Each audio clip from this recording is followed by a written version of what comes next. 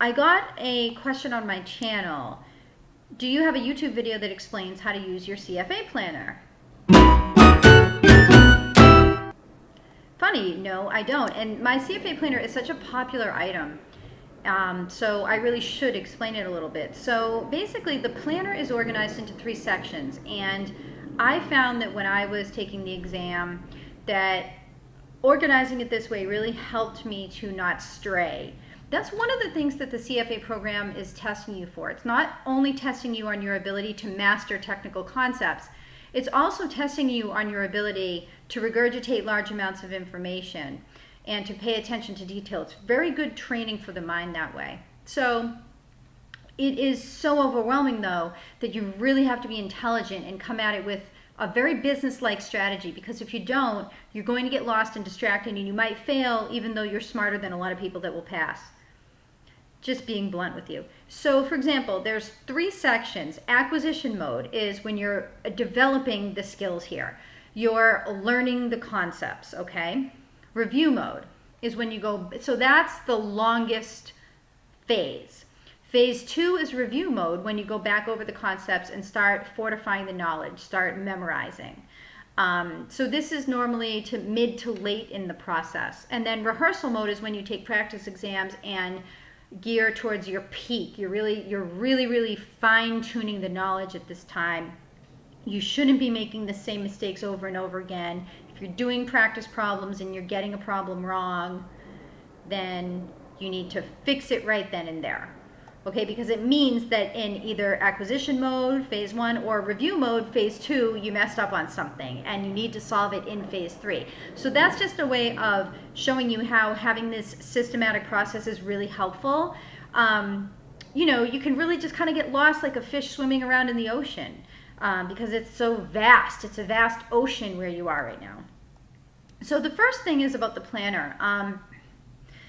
The planner should be said with gratitudes. So the gratitudes are, you know, gratitude to yourself, gratitude towards the world. I've just found that having a positive attitude in anything that you're doing, especially when you're confronting a challenge, is really going to be what gets you through it. And, you know, it really is all in your head. And so being grateful for all of the things about the CFA program is really critical. I made a video about gratitude on my YouTube channel called The Gratitude Calculator, I believe. So what I'm saying is, sorry, I'm out of breath. What I'm saying is, get in this state of mind where you're grateful for all that the CFA program is doing for you. Because, I mean, even me myself, I'm currently not practicing investment management, but the program still has had such a big impact on my psyche. It's really sharpened my skills. And, you know, that's, for example, one thing that you can just be at ease knowing that, you know, you're doing something really positive for your mind that will stay with you for your entire life. Pass or fail. Takes the pressure off a little bit, but not too much, because, you know, pass is better. So there's 2 sections to the planner, actually. The one is actually the column that lists the tasks that you're doing, and the other one is the check boxes. So here you should actually be recording the hours that you've studied, and when you get to phase 2 and 3, or just phase 3, you should be recording your practice exam scores. This is really important because, for the most part, how you score on the exams is how you're going to score on the test on exam day. So, I mean, don't think that you're going to be recording 30s and 40s and that you're going to pass the exam, okay? You need to ramp it up if that's the case, and you really need to document, and that way you can diagnose what subjects you're really messing up on. So recording is a really important part of that. Let me see here. Okay, so by the way, when you get your practice exam book, before you mark it, I would make copies, 2 copies of each exam, because you're going to be taking each practice exam twice. And just in general, it's a good idea before you mark the book to, you know, get the practice exams and just get a copy of it, because, I mean, you might be taking it even more than twice. You never know. Or if you're taking it next year, hopefully not. But, you know, I'm just saying more copies the better. When you actually take the practice exams, as I call for in this planner, just be sure to actually replicate the exam conditions as much as you can.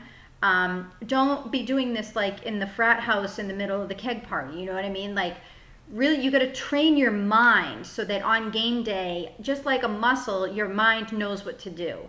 The other thing is, like, you know, maybe if you're not used to taking long exams, this is a long exam.